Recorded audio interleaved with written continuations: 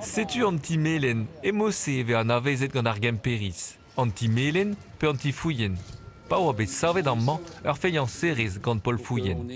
A-raok e oa en davarn legal a oa gant nostali ribien hag atelerez Fouien a oa krouet gant Paul Fouien e 1939 varnugen un a ateu a-raok eus atelerez an Rio.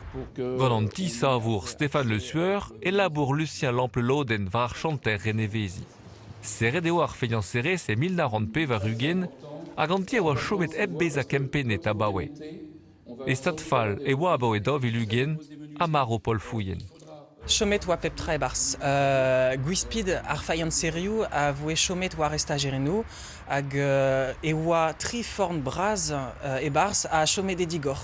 Ar zaou an amzer, par an peruet e-barzh. C'hoant zo gant an ti savour a pehennet nevez ar savadur, reidean eskeud orin. Glasket vo renevezi o touja deus an danvechou, l'er ma vo possup.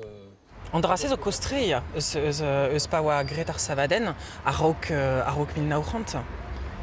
A beton sa oa dija. Beton sa oa dija. Ya a gant ouarn implijet evit tout ar pezioù ispicial ya vel just. Rediet dont da ad sevel egis e oa a-raok hag setu moulet e vo ar betons evit adkav ar stumou. Miret vo an doen divoutin gret gant teol. A ben mizere e vo echu ar chanter. En traoñ e vo ur preti hag ur stal voed, a var lai kambroù da feurmi doare apart hotel. Peadra da reiñ d'an ti melen e gar kenta pa oa an eustolleuri en antek vet kantvet.